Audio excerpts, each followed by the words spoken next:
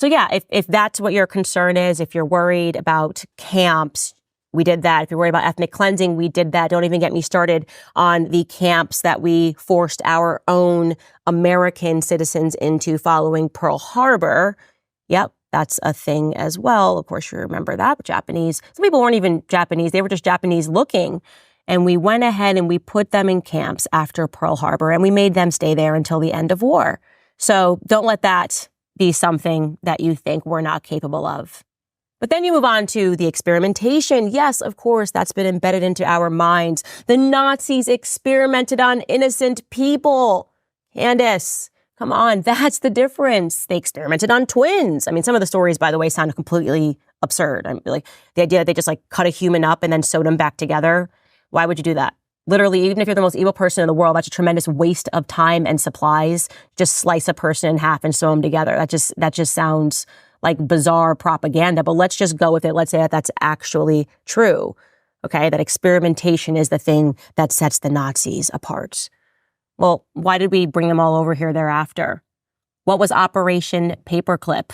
We took all of those top Nazi scientists and we brought them to America. I wonder why we did that. Maybe for a little more experimentation. Have you heard of Dr. Sidney Gottlieb?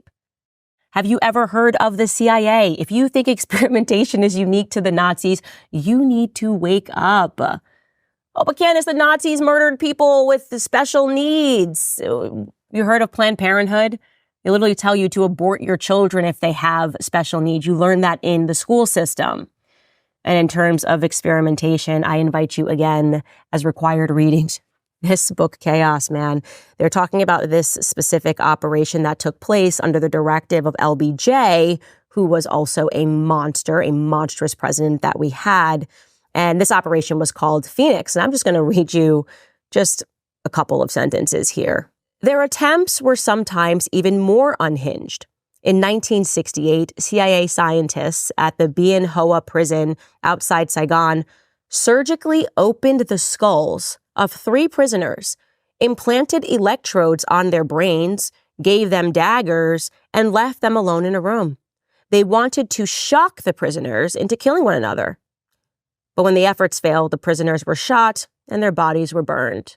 Yeah, it's an operation where we just were mass killing civilians, which we do a lot. But there, of course, if we do it, it's different. It's different because we're not literally Hitler. We drop bombs on entire populations. We firebomb Christians. We drop a nuke on praying Catholics. And if you know about it, you get screamed at by the propagandists in the West. Knowing about it is the crime. The crime is not actually dropping a bomb on praying civilians in Nagasaki. That's not the crime. The crime is not firebombing people through Ash Wednesday in Dresden who were civilians, children. No, that's not the crime. The crime is you knowing. It's me knowing. That's the real problem. And I got to stop knowing these things. I got to stop knowing about Pol Pot. I got to stop knowing about the Cambodian genocide and knowing that, of course, there were people that did worse things throughout history. Especially as a Christian, I have got to stop talking about Henryk Yagoda. They get real upset when you talk about the Bolsheviks. You want to know why? Because the Bolsheviks were never brought to heel. The Bolsheviks never had to face trials. There were no Nuremberg trials for the Bolsheviks. In fact, many of them came to America, and many of them are in positions of power right now.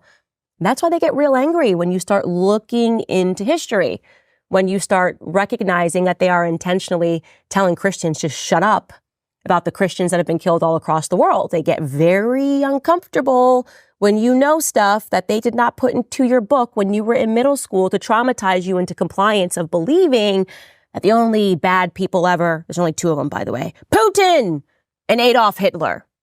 So to those people, I'm just going to say, spare me. Because I'm not going to stop talking about real history. I'm going to educate people that follow me about real history because it's the only way that we're going to prevent these psychopaths from doing more psychopathic things in the future.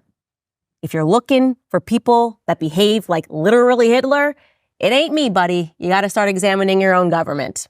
That's all I'm going to say on that topic.